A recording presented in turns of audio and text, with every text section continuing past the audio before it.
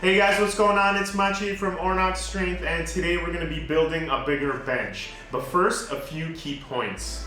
Okay, number one, bench press sucks as a chest exercise. Now, don't get me wrong, it's a great exercise, it's a compound, it helps build a lot of upper body strength, but as far as developing the chest, specifically the pectoral muscles, it's not the greatest exercise. So you'd probably be better off with something like a cable chest fly or even a dumbbell chest fly.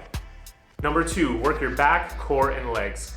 Now the bench press actually uses less muscles that you can see and more muscles that you can't see. So this means, for example, the back, the lat muscles, they help during the eccentric part of the lift, which is lowering the weight. And this is important because you want to be strong and stable in order to transition to the concentric part of the lift, which is overcoming the weight, completing that rep.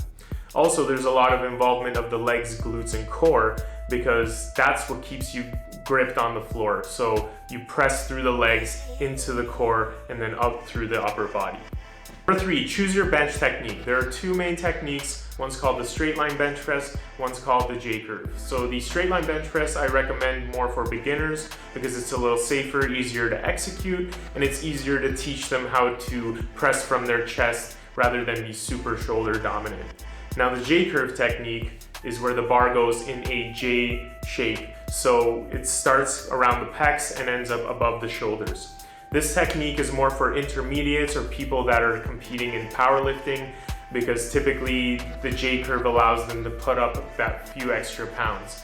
But for beginners, I don't recommend it because it involves creating a big thoracic arch and you have to know how to do that. Okay, number four, use paused reps. Paused reps are super beneficial because instead of 2 contractions, now you have 3. So the third contraction is the isometric contraction, which is a contraction without movement. So when you come down to that bottom position and you pause, you're doing an isometric contraction, which helps strength and stability in the hardest position of the bench press. Also, if you ever want to compete in powerlifting, that is officially the rule. You have to come down, wait for the signal, pause, and press through the bar. Number 5, genetics. So some people are just built for bench press and some people are not. But this doesn't mean that you can't make significant improvements. So if you find that your bench is kind of lagging behind your squat and deadlifts, that might be why. Number 6, pick a good program and stick to it. Now you might be wondering, there's so many programs out there, which one do I pick? The truth is, it's endless possibilities. It depends what you want to do. But if I could recommend something, I would recommend the 5x5. So that's 5 sets, 5 reps, 75% to 85% of your max, and you should be seeing great results. Number 7, range of motion. Now, this really depends on the individual. Some people aren't even able to touch their chest because of their shoulder and scapular mobility. Other people can go all the way down, touch their chest, press through, no problem. Now, the only exception is powerlifting in a competitive setting. If you want to compete, you have to be able to touch your chest. Okay, number 8, stability. It's really important to do a lot of stability training if you're going to want to break your bench press records.